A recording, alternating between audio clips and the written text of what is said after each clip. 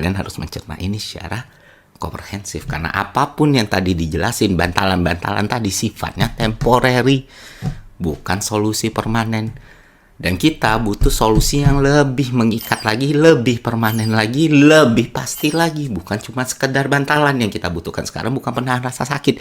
Yang kita butuhkan sekarang obat. Kenapa demikian? Karena ketidakpastian atas krisis ini, atas goncangan kayak gini, itu berada di level berbeda dari sebelum-sebelumnya, teman-teman. Gak bisa benar-benar diprediksi. Lu bayangin Selat Hormuz hari ini buka, besoknya tutup, coba. Jadi ketergantungan kita itu ya memang harus dikurangin. Dan di momen kayak gini pemerintah kita harus benar-benar mencerna atau melihat situasinya dengan tepat. Karena salah langkah sedikit saja keadaan yang relatif stabil ini bisa berubah seketika gitu. Balik lagi, itu semua bantalan, belum solusi jangka panjang. Yang kita harus pikirkan adalah solusi jangka. Nah, apa saja sekiranya yang bisa dilakukan pemerintah menghadapi situasi seperti ini? Kita coba berikan beberapa opsi dan solusi. Pertama, perubahan mekanisme subsidi.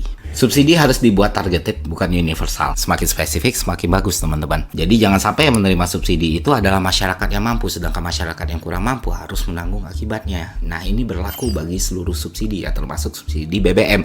Karena yang jadi masalah adalah banyak sekali orang-orang yang seharusnya tidak menerima manfaat subsidi, tapi mendapatkan keuntungannya karena sistem yang universal tadi. Makanya harus lebih targeted, lebih harus spesifik. Dan ini harus diperbaiki lagi supaya kita lebih tahan, ruang fiskal kita lebih luas. Kedua, restrukturisasi anggaran ini perlu banget karena kita berada dalam situasi yang penuh dengan ketidakpastian. Balik lagi, ruang fiskal kita harus bisa fleksibel, harus bisa prudent, harus bisa adapt dengan semua situasi yang terjadi. Dan kalau kita punya beberapa program yang multipliernya rendah tapi beban APBN-nya besar, nah itulah yang harus dievaluasi dan perbaiki. Contoh paling gampang, MBG. Jelas, teman-teman. Kalau gue pribadi ya, gue pengennya itu program dihapus saja. Tapi ya kalaupun memang nggak bisa, maka lakukanlah dengan cara yang terbaik dan mekanisme yang terbaik. Mekanisme yang terbaik dan cara terbaik seperti apa? Yang efektif, efisien, transparan, dan optimal. Sama kayak subsidi tadi, seharusnya tidak dilakukan dengan konsep universal, tapi targeted. Diberikan kepada yang memang benar-benar membutuhkan, bukan diberikan kepada orang yang makannya berlebihan. Orang-orang kaya, orang-orang yang cukup. Sementara orang-orang yang tidak kaya dan tidak cukup itu masih banyak di Indonesia.